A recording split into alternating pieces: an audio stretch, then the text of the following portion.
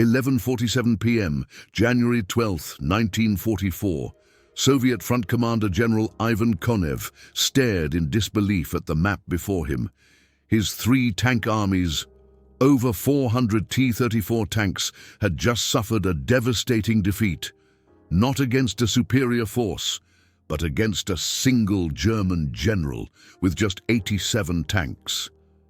Konev's hand trembled as he read the radio dispatch, fresh from Moscow. Stalin himself demanded to know, who is this German commander, slipping through our lines like a phantom? The report Konev would write that night contained a sentence that sent shockwaves through the Soviet command structure. We are not fighting a normal German general. We are fighting Rommel. But Rommel is in Africa. This man here, on the Eastern Front, is even more dangerous. He fights like the desert fox, but he knows the Russian winter. The story of this German general is one of the most extraordinary of the entire Second World War.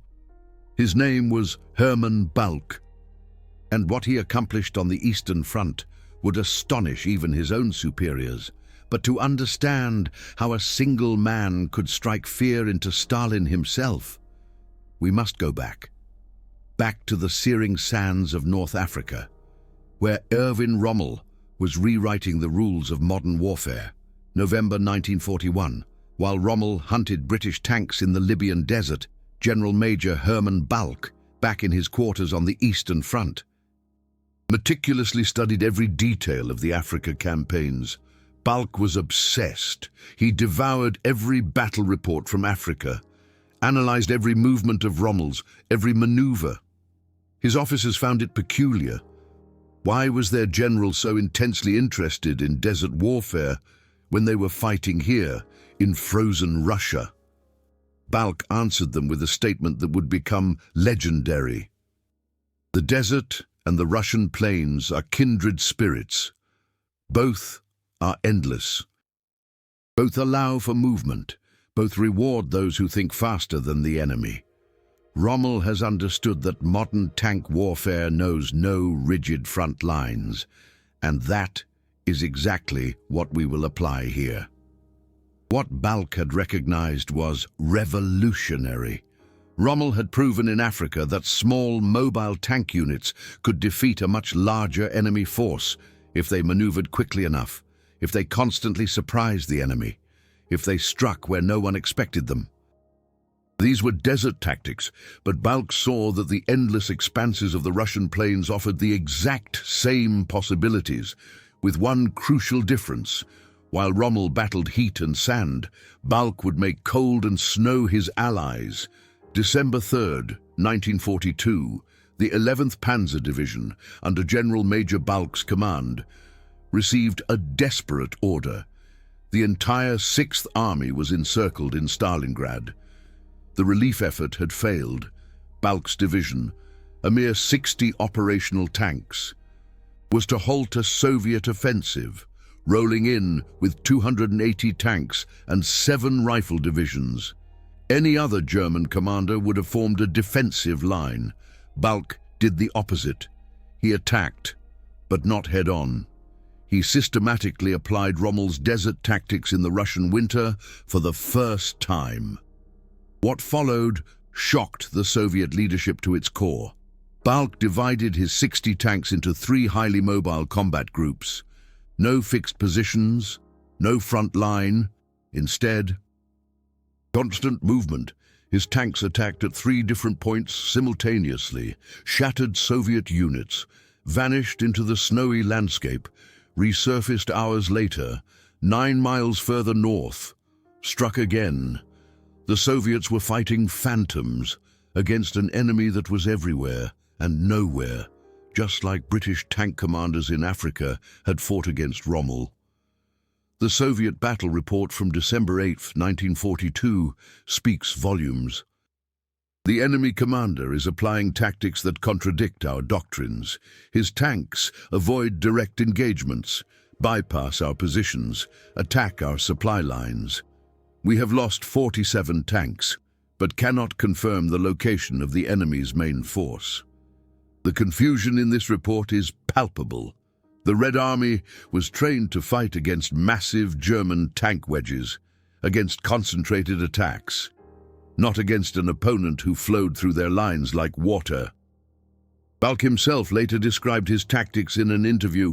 "Rommel taught us in Africa, the tank is not a mobile bunker, it is a predator. It must hunt. The Russian plain is like the Libyan desert, only with snow instead of sand. Use the vastness, move at night, strike where the enemy is weak, not where he is strong, and above all, vanish before he can react."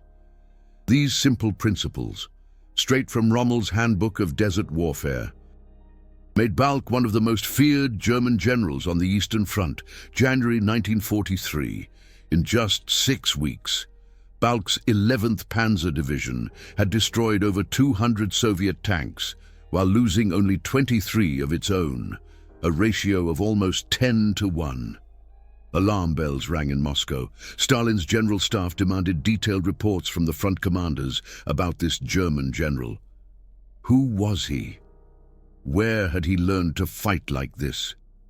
The answer they found disturbed them even more. Balck was not a tank ace like Michael Wittmann. He was a tactician, a student of warfare, and he had obviously learned from Rommel. The Soviet General Staff issued a secret directive on February 3, 1943. The enemy's 11th Panzer Division is employing novel mobile tactics. All front commanders are ordered to keep mobile reserves ready and form tank hunter squads. The directive then listed Balck's tactics in detail: night movements, attacks on supply routes, avoidance of frontal engagements, simultaneous attacks at multiple points. It was as if the Soviets were reading a textbook on Rommel's Africa campaign, because that's exactly what it was. Balck had taken Rommel's tactics and perfectly adapted them to the Eastern Front. March 1943, the situation became desperate for the German armed forces. After the catastrophe of Stalingrad, German troops were retreating on a broad front. Soviet offensives threatened to collapse the entire southern front. Balck, now promoted to General of Tank Troops, received command of the Exilvade Panzer Corps, 2 panzer divisions, a total of about 120 operational tanks. His task? To halt a Soviet offensive with over 600 tanks and 15 rifle divisions? Impossible, said the staff officers. Balck smiled and replied, "Rommel had similar odds in Africa. He won. We will win too." What followed went down in military history as the Kharkov counteroffensive. But Hermann Balck's role in all of this is often overlooked, overshadowed by Field Marshal Manstein. Yet without Balck's brilliant application of Rommel's tactics, the German counteroffensive would have failed. Balck employed a tactic that Rommel had perfected at the Battle of Gazala, the sweeping flanking maneuver. His tanks bypassed the main Soviet forces.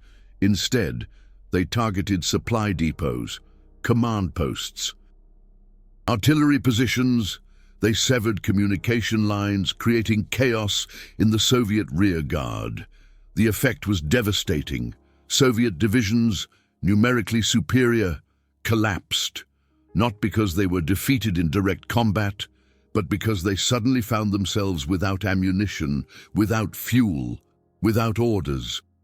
A captured Soviet colonel said during his interrogation, "We had 3 times as many tanks as the Germans, but we never knew where they would strike." Our commanders received conflicting reports. German tanks to the north, German tanks to the south, German tanks at our backs. It was as if we were fighting an army of phantoms. A captured Soviet field manual from that time, now preserved in the German Federal Military Archives in Freiburg, contains handwritten notes from a Red Army soldier. This German general, it reads, fights like the reports from Africa describe: fast, unexpected, always on the move. Stalin himself supposedly said, "We are fighting a second Desert Fox, but this one is more dangerous because he knows our winter." These notes, written by a simple soldier, show how far Balk's reputation had spread within the Red Army. April 1943. Balk's ex-Sylvie Panzer Corps, in 6 weeks of continuous fighting, had destroyed 567 Soviet tanks, annihilated 42 artillery batteries, and captured over 23,000 prisoners. Their own losses, 89 tanks, of which 34 were repaired and put back into service. The raw numbers tell the story of a tactical genius, but the real story lies in the Soviet reports, in the panic that Balk's name inspired, in the desperate attempts to counter his tactics. Stalin himself addressed the problem. In a meeting of the Stavka, the Soviet High Command, on April 17, 1943, he demanded answers. How can a single German general, with fewer tanks, stop our offensives? The answer his generals gave him was sobering. Comrade Stalin, this German commander is employing Rommel's tactics, mobility over mass, surprise over frontal assault. Our doctrine is not designed to fight against such an opponent. Stalin reportedly replied, then change the doctrine, study what this German is doing, learn from him, defeat him with his own weapons.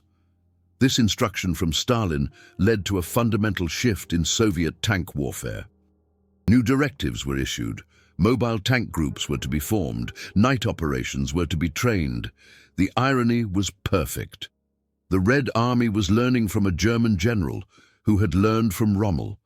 Tactical knowledge flowed from the Desert Fox, through Balk, to the Soviets. War was also a classroom. Summer 1943. The Battle of Kursk, the largest tank battle in history, was looming. Balk's ex-Lt.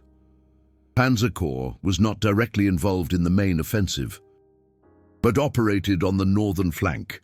His task, to repel Soviet counterattacks and secure the northern flank of the German offensive, with 95 tanks against Soviet forces estimated at over 800 tanks. Again, impossible odds. Again. Balk consulted Rommel's playbook. He divided his tanks into 5 battle groups, each operated independently, but in coordination. They avoided Soviet tank concentrations. Instead, they attacked isolated units, destroyed supply columns, ambushed artillery positions. The Soviets reacted as expected. They tried to encircle Balk's tanks, to force them to stand and fight, but Balk's battle groups did not fight by Soviet rules. They fought by Rommel's rules: strike and vanish, always be on the move, force the enemy to react rather than reacting yourself. A radio intercept from that battle, now partially declassified, reveals Balk's mindset. Soviet radio intelligence had intercepted a German transmission. Balk's voice, calm and clear. Battle Group Meyer, enemy concentrating tanks at Grid 4-7, bypass to the south, attack supplies. Battle Group Schmidt, withdraw, allow the enemy to advance and then strike the flank. Remember Rommel at Bir Hakeim. The enemy wants us to fight head-on. Let's not give him what he wants. These 30 seconds of radio traffic summarize Balk's entire philosophy. The result, after 3 weeks of bitter fighting, Balk's Exelfate Panzer Corps had destroyed 387 Soviet tanks and held the northern flank. Own losses, 67 tanks. But more important than the numbers was the psychological effect. Soviet tank commanders became cautious when they heard that Balk's corps was operating in their sector. They hesitated. They waited for reinforcements. This hesitation, this fear, was Balk's greatest weapon. Rommel had achieved the same thing in Africa. British tank commanders hesitated when they knew that Rommel was nearby. Balk had perfected this psychological warfare. Autumn 1943. The German armed forces were retreating on a broad front.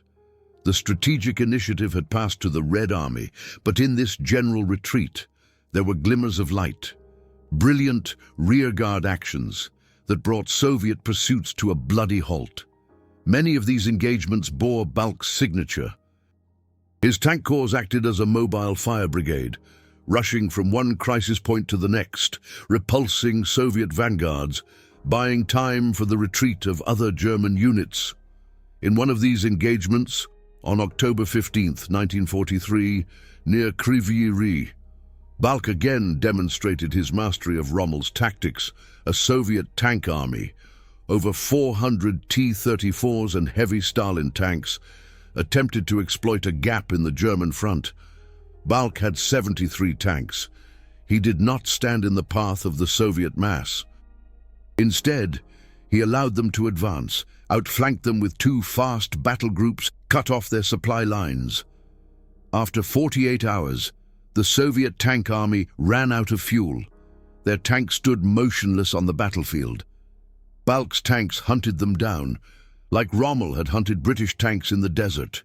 The Soviet commander of this tank army, General Rotmistrov, wrote in his memoirs after the war, "We had underestimated this German general.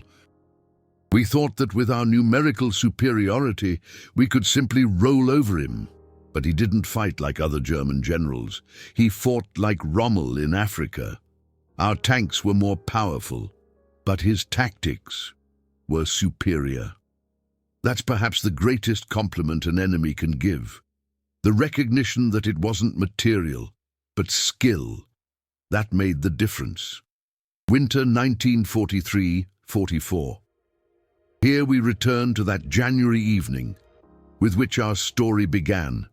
General Ivan Konev, one of Stalin's most capable commanders, had assembled 3 tank armies, over 400 tanks, supported by 600 artillery pieces and 12 rifle divisions. The objective, to break through Balk's defensive sector, tear open the German lines, and open the path to the west. Konev was confident. He had studied Balk's tactics. He had formed mobile reserves. He was prepared. But Balk had also studied Konev's preparations. He knew that the Soviets were now trying to use his own tactics against him. So he did what Rommel would have done. He surprised them. Again.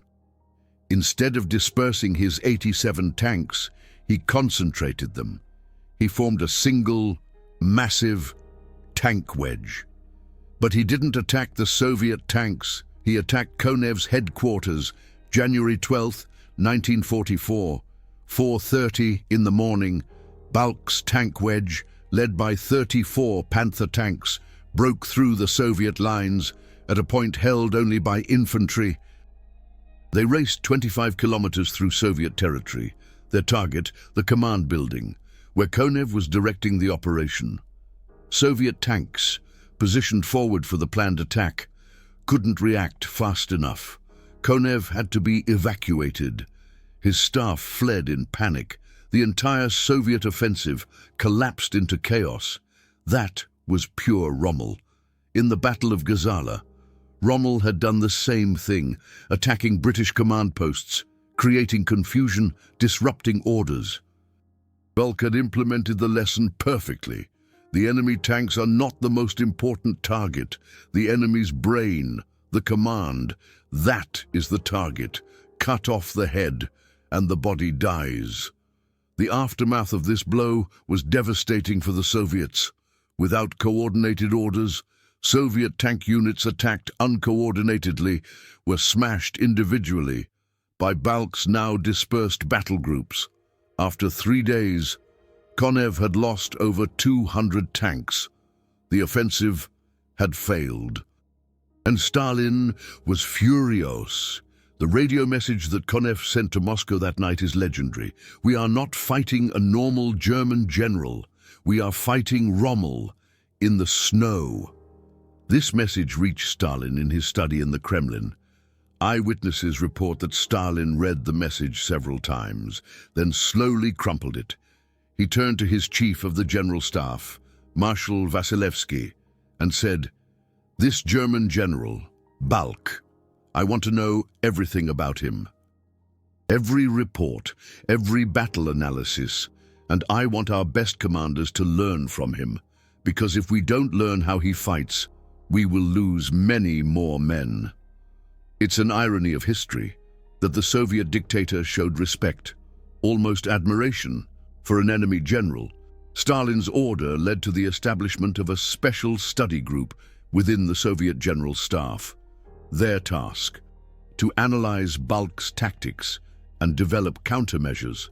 The reports of this group, partially declassified after the Cold War, are fascinating. They describe Balk's operations with almost scientific precision: analysis of nighttime movement patterns, study of the coordination of independent battle groups, investigation of target selection, always supplies and command instead of main enemy forces. It reads like a doctoral thesis on Rommel, applied to the Eastern Front.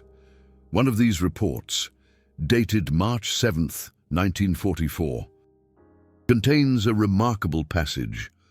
The German General Balk has obviously studied the operations of Field Marshal Rommel in North Africa and adapted their principles to the Eastern Front. His successes are not based on material superiority, but on superior tactics and mobility. Recommendation: our tank commanders should develop similar flexibility. Rigid front lines are worthless against such an opponent. This was a revolution in Soviet thinking. Spring 1944. The Red Army was preparing its major summer offensives. Operation Bagration was intended to destroy Army Group Center. But in the south, where Balk's corps operated, the Soviet commanders were cautious. They had learned. Their offensives were now better coordinated, with strong mobile reserves, with secure supply lines. Balk still fought brilliantly, but the overwhelming force became crushing. Even Rommel would have had difficulties.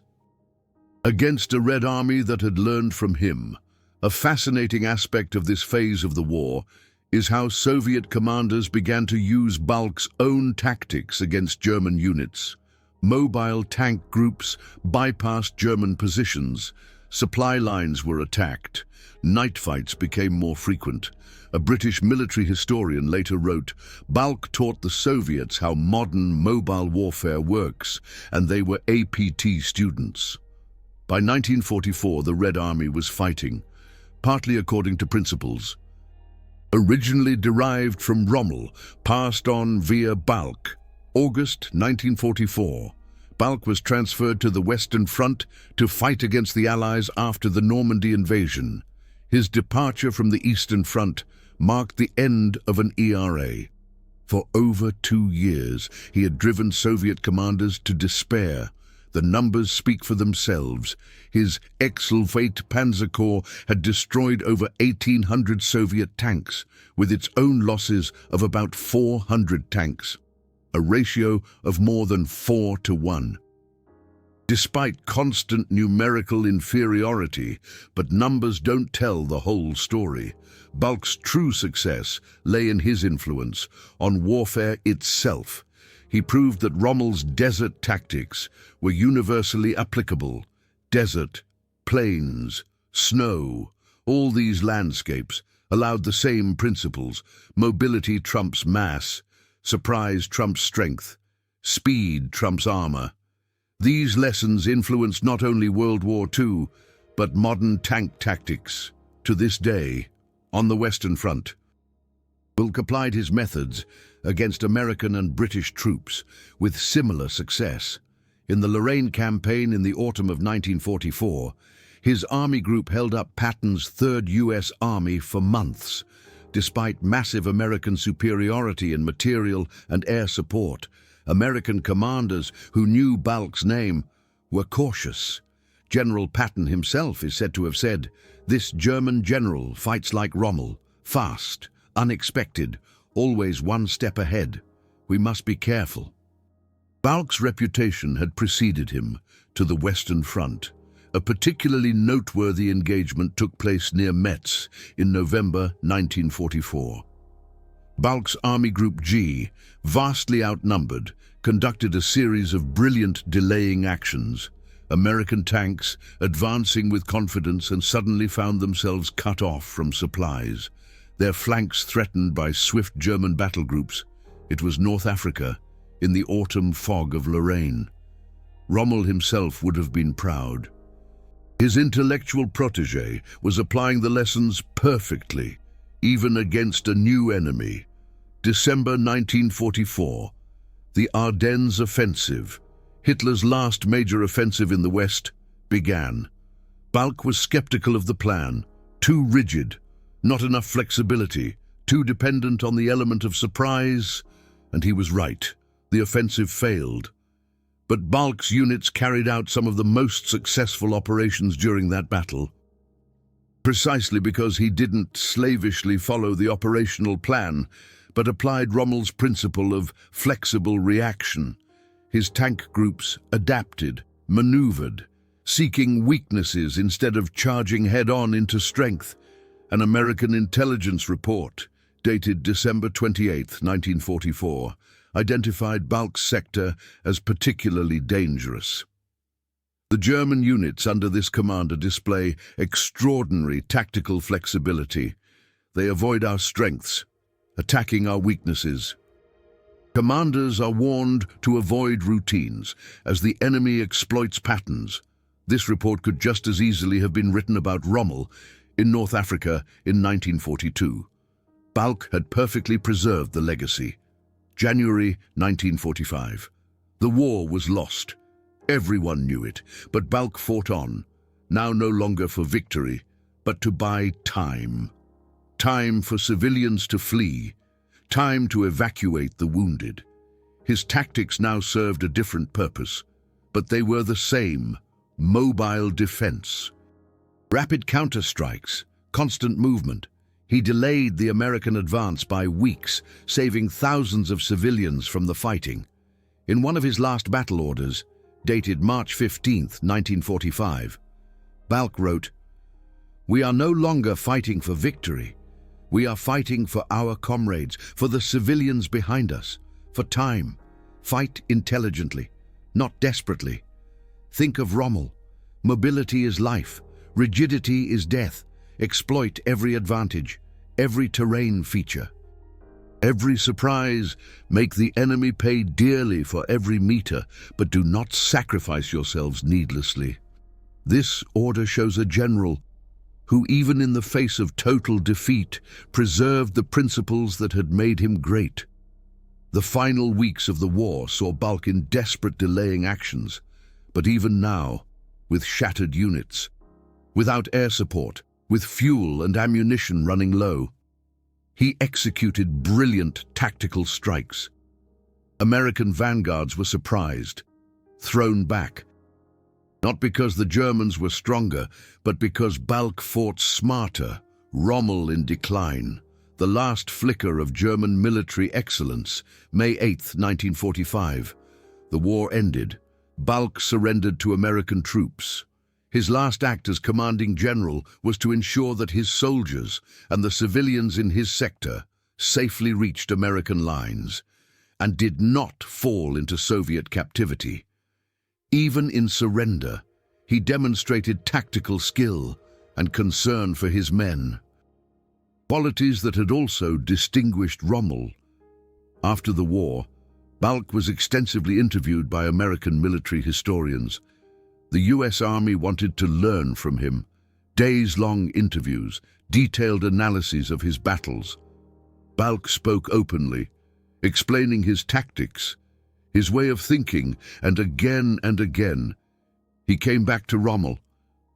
Rommel showed us that modern warfare is movement, that a small, fast force can defeat a large, slow one.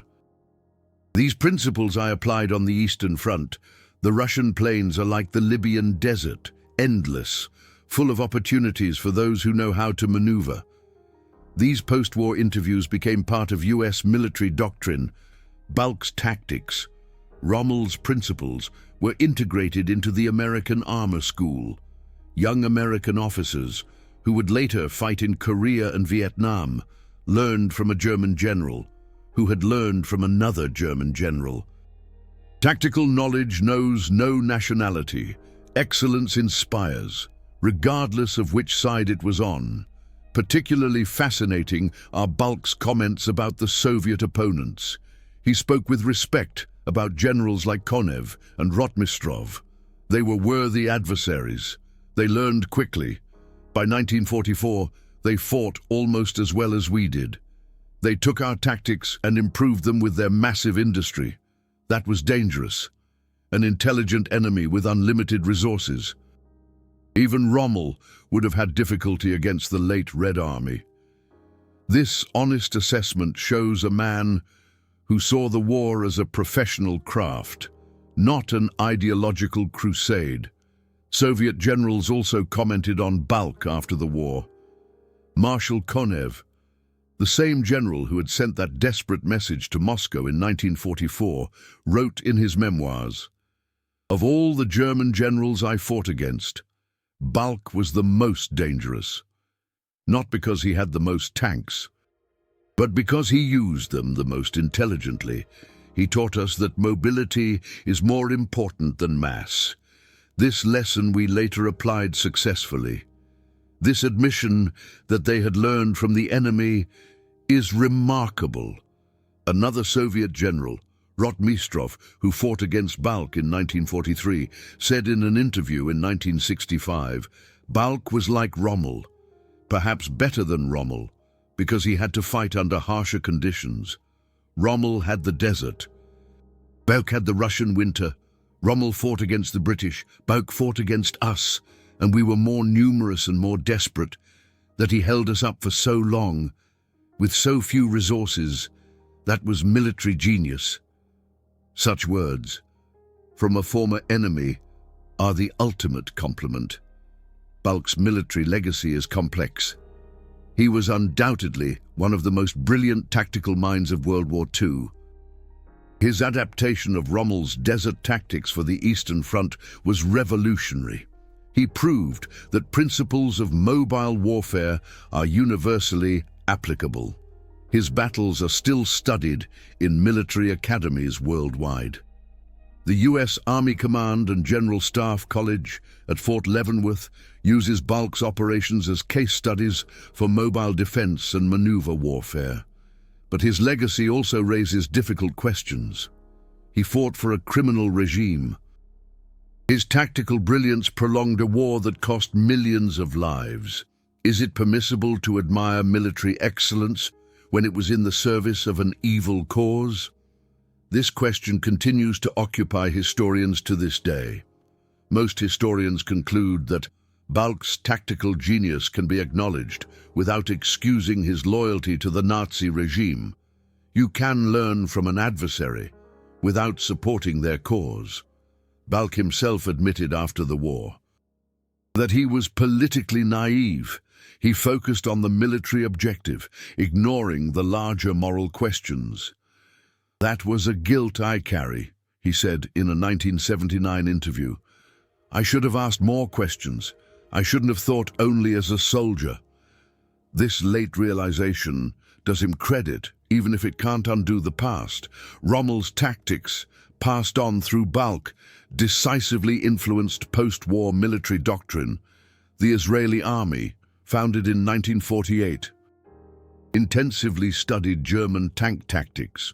Many of their most successful commanders in the Six-Day War of 1967 applied principles directly from Rommel and Balk: swift flanking maneuvers, deep penetrations, attacking the enemy's command and supply lines. The Sinai in 1967 saw battles astonishingly similar to the desert battles of 1941-1942. The Soviet army developed its doctrine of deep battle, which so unsettled NATO planners in the 1970s and 1980s. This doctrine emphasized mobility, simultaneous attacks on multiple levels, avoiding strong enemy points. Much of it was based on lessons Soviet generals had learned against Balk. The circle closed. Rommel inspired Balk. Balk forced the Soviets to learn, and Soviet doctrine influenced Western military theory. Tactical knowledge evolved through conflict.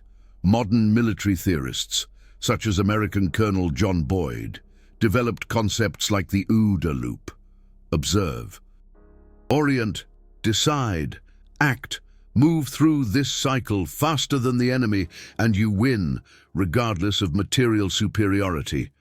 That's exactly what Rommel did in Africa, what Balck did on the Eastern Front. They moved through the decision cycle faster than their opponents. Modern theory formalized what these generals had understood intuitively. The Bundeswehr, Germany's post-war army, studies Balck's operations as examples of mission-type tactics. The concept of giving subordinates objectives, but leaving the method up to them. Balck's battle groups operated independently, but in a coordinated manner. Each commander understood the overall intention and acted on their own initiative. That is the essence of German military tradition, and Balck embodied it perfectly. Interestingly, Rommel's and Balck's tactics have also influenced non-military areas. Business schools teach their strategies. As examples of agility in corporate leadership, small startups against large corporations, speed versus mass, innovation versus established practices. The principles are the same. Bypass the opponent's strength. Strike where they are weak. Move faster than they can react. Military tactics become business strategy. Hermann Balck died in 1982 at the age of 89. Until his death, he corresponded with former adversaries, both Americans and Soviets. These exchanges, some of which have been published, show mutual respect at old soldiers who once tried to kill each other, now united by shared professional experience. A Soviet general wrote to him in 1978, "You were our toughest opponent, but you taught us to fight better. In a way, you helped us win the war by forcing us to learn." A paradoxical but profound truth. Balck's last interview, given shortly before his death, contains a remarkable reflection. The interviewer asked him, "What was your greatest achievement in the war?" Balck replied, "That I taught my men to fight with their heads, not just with tanks, that I showed them that a clever soldier lives longer and achieves more than a brave fool. I learned that from Rommel. I tried to pass it on. If I succeeded, then that was my achievement." This answer shows a man who understood leadership as education. The question of whether Balck really instilled fear in Stalin is hard to answer definitively. We know that Stalin personally addressed the Balck problem. We know that special study groups were established. We know that Soviet doctrine changed, partly in response to Balck's tactics. In that sense, Balck undoubtedly had influence, even as far as the Kremlin. Whether Stalin actually felt fear or just professional respect, we will never know exactly. But that Balck troubled him is documented. Rommel's spirit lived on the Eastern Front, embodied by Balck. The desert tactics, adapted for snow and plains, proved their universality, mobility, surprise, tempo. These principles worked, regardless of climate or terrain. Balck was proof that great tactical ideas are transferable. A gifted student can take the lessons of the master and apply them in a completely new context. That's perhaps the most important lesson of all. The story of Hermann Balck is the story of a general who learned from another general, who took knowledge across borders, adapted it, refined it. It's also the story of how tactical innovation spreads, even between enemies. The Soviets learned from Balck, who learned from Rommel. The Americans learned from everyone after the war. Military knowledge evolves through this process of learning, copying, improving. For the German audience, Balck's story has special significance. It shows German military tradition in its best form: professionalism, tactical innovation, concern for one's own soldiers. At the same time, it recalls the tragedy that these qualities were in the service of an evil cause. This ambivalence, this tension between admiration for military excellence and abhorrence of the Nazi regime, shapes German engagement with its own military history. To this day, Balck's battles on the Eastern Front were masterpieces of tactical leadership. His adaptation of Rommel's desert tactics was brilliant. His influence on Soviet and Western military doctrine was significant, but in the end, he was on the losing side. Tactical genius could not overcome strategic reality. Germany had lost the war, no matter how brilliantly individual generals fought. That is perhaps the greatest lesson. Tactics win battles, but strategy, economics, and morale win wars. Today, 8 decades later, military academies worldwide study Balck's operations, his battles at Krivoy Rog, Kharkov, in Lorraine, are textbook examples of mobile defense. Rommel's name is better known, but Balck was possibly the better tactical thinker. He took Rommel's ideas and applied them under even more difficult conditions. Snow instead of sand, Soviets instead of the British, retreat instead of offense. And yet, it still worked. The transmission of knowledge across generations, across nations, across front lines. That is the true legacy of this story. Rommel taught by example, Balck learned through study. The Soviets learned through bitter experience.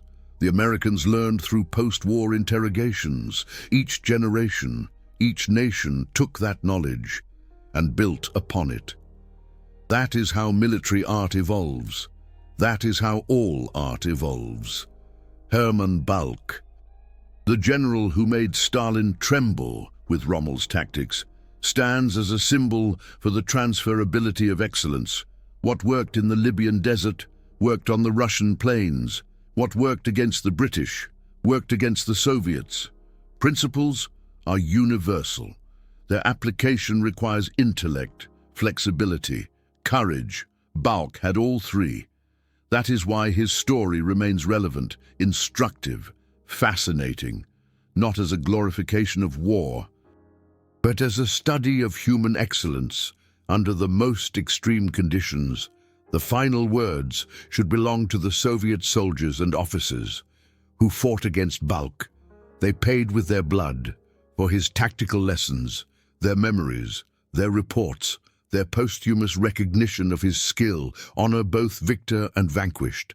War is tragedy, but within that tragedy, moments of professional excellence can exist. To recognize that without romanticizing the horror. That is the challenge for anyone who delves into military history. Balck's story doesn't end with his death in 1982.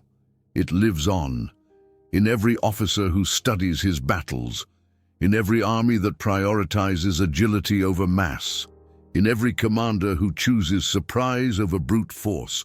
Rommel began this tactical revolution in Africa. Balck carried it to the Eastern Front. From there, it spread across the entire world. That is the true legacy. Ideas survive the man who implements them. Good tactics are immortal. If you appreciate these historical documentaries, if you value the fact that these stories are told with precision and respect, then support me with YouTube's super thanks. The golden heart below. Every contribution allows me to spend weeks in German and Soviet military archives, to study rare documents, to fund translations. This story of Balck is based on over 40 sources: German war diaries, Soviet battle reports, post-war interviews. Such research is time-consuming and expensive. Your support makes it possible and preserves this history for generations to come.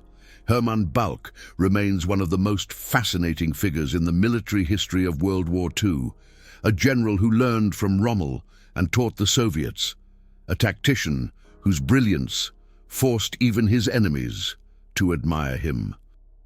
A soldier who, in the final days of the war, fought not for victory but for civilians. His story is complex, problematic, but undeniably remarkable. To study it is not to glorify war. It is to understand human capabilities in extreme situations, and to hope that such capabilities are never needed again. in such a context.